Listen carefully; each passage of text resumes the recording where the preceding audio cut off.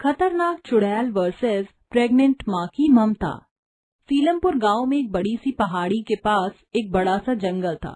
उस जंगल में एक बड़ा सा घर था, लेकिन उस रास्ते से कोई भी नहीं जाता था क्योंकि लोगों का मानना था कि वहाँ किसी चुड़ैल का वास है। और ऐसे ही एक दिन उस घर में एक छोटा सा परिवार रहने आया, जिसमें सिर्फ रेनू और उसका पति अनुज था। अनुज एक बड़ी सी कंपनी का मैनेजर था और रेनू से उसकी शादी अभी ही हुई थी और अनुज की कंपनी सीलमपुर गांव में शिफ्ट हुई थी और इसलिए अब उन दोनों को भी वहीं शिफ्ट होना पड़ा था। और ऐसे ही कुछ महीने गुजर जाते हैं और एक दिन रेनू अनुज से कहती है, अनुज जी, कहाँ हो आप? क्या हो गया मेरी जान को? आपको एक गुड न्यूज देनी है। अच्छा जी, वो क्या है? तो मिस्टर अनुज शर्मा, आप पापा बनने वाले हैं। क्या? सच में? वाह रेनू, तुमने तो सुबह सुबह इतनी अच्छी खबर सुना दी। मेरा आज पूरा दिन अच्छा गुजरेगा। इतना कहकर अनुज अपने ऑफिस के लिए चला जाता है। अनुज और रेनू की खुशी का कोई ठिकाना नहीं था, लेकिन उनको ये बात नहीं पता थी कि उनकी खुशी ज्यादा दिन तक रहने वाली नहीं है। उसी रात अनुज और रेनू दोनों खाना खाकर सो जाते हैं और अचानक से रेनू को एक आवाज सुनाई देती है और उसकी आंखें खुल जाती हैं। वो उस आवाज का पीछा करती है और अपने किचन तक पहुंचती है। वहाँ पानी गिरता हुआ देख वो आहत भरी सांस लेती है और पानी का नल बंद करके सोने के लिए जाती है, लेकिन फिर से वो नल चालू हो जाता है और पानी गिरने लगता है और वो उसको फिर से बंद करती है और पानी की बोतल लेकर सोने के लिए चली जाती है। अगली सुबह रेनू सोकर नहीं उठी थी और अनुज रेनू से, रेनू बेबी, आज तुम इतनी लेट कैसे सो सकती हो? उठ जाओ। लेकिन वो नहीं उठी और अनुज अपने काम पर चला गया। और जब रेनू की आंखें खुलती हैं तब उसको अनुज नहीं दिखता और रेनू खुद से बोलती है, अरे यार रेनू, आज तो उठी नहीं। अनुज जी भी भूखे ही चले गए। कोई बात नहीं, रात को मैं उनके मनपसंद का खाना बनाकर रखूंगी। अब चल तू नहा ले।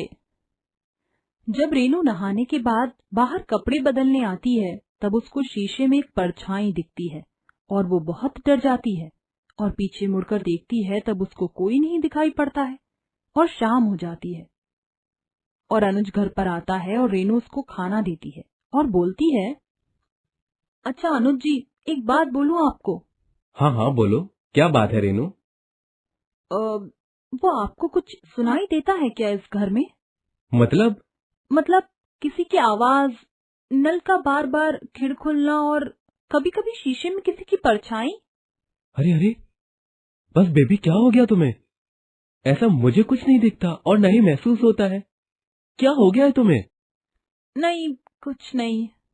क्या हुआ रेनू, मुझे बताओ।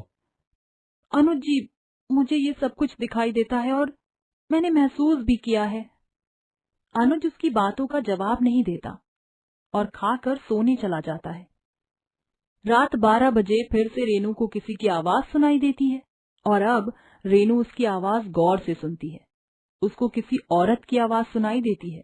ऐसा लग रहा था कि वो लोरी गा रही है और उसकी साफ आवाज सुनने के लिए वो उसका पीछा करती है और स्टोर रूम तक पहुंचती है। तब उसको आवाज साफ से सुनाई देने लगती है, आ लेके चलूं तुझको एक ऐसे देश में, मिलती है जहाँ खुशियाँ परियों के भेस में, मिलती है जहाँ खुशियाँ परियों के भेस में। कौन है? उसकी आवाज सुनकर उस औरत की आवाज बंद हो जाती है और हंसने की आवाज आने लगती है। कौन है? कौन हो तुम? क्या चाहती हो मुझसे? क्यों परेशान कर रही हो? रेनू के चिल्लाने की आवाज सुनकर अनुज उसके पास भागता हुआ आता है और उसको शांत करवाता है। रेनू, क्या हुआ तुम्हें? वो मार देगी मुझे, पूछो उससे कौन है वो। रेनू, क्या हुआ तुम्हें? कौन मार देगी रेनू? इतना कहकर वो बेहोश हो जाती है और अनुज उसको अपने रूम में ले जाता है। और अगले दिन जब अनुज अपने काम पर जाता है तब रेनू को फिर से वो आवाज आती है। रेनू फिर जाती है और बोलती है, कौन हो तुम? क्या चाहिए मुझसे तुम्हें? उसके इतना बोलने पर स्टोर रूम के शीशे में धुंध दिखाई पड़ती है और उसके सामने एक भयंकर चुड़ैल आती है जिसके बाल खुले हवा में लहरा रहे थे। उसके शरीर पर चोट के निशान थे। उसका पेट निकला था मानो वो प्रेग्नेंट हो। उसको देखकर रेनू डर जाती है, लेकिन फिर भी हिम्मत करके उससे पूछती है, कौन हो तुम? क्या चाहिए मुझसे तुम्हें? तुम्हारा बच्चा चाहिए। वो बच्चा मुझे दे दे, मैं तुझे कुछ भी नहीं करूंगी। नहीं, कभी नहीं। ये मेरा बच्चा है और मैं अपने बच्चे को नहीं दूंगी। आऊंगी तुझसे तेरा बच्चा लेने, बस तेरा बच्चा पैदा होने दे। ठीक 6 महीने बाद आऊंगी तेरे पास तेरा बच्चा लेने।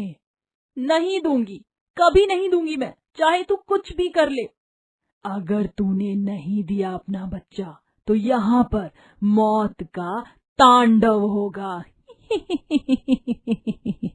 इतना बोलकर वो चुड़ैल गायब हो जाती है और रेनू बेहोश हो जाती है। शाम को जब अनुज वापस आता है तब उसको स्टोर रूम में गिरा हुआ देखता है और उसको उठाकर डॉक्टर के पास ले जाता है।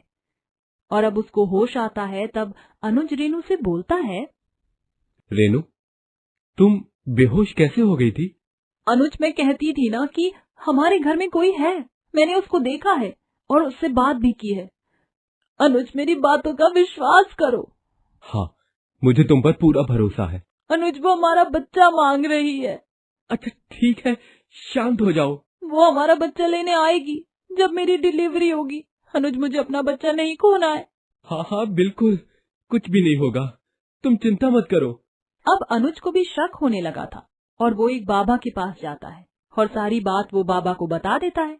और बाबा रेनू से बोलता है, रेनू बेटा, वो बहुत शक्तिशाली है और उसको तुम्हारे सिवा और कोई नहीं मार सकता है।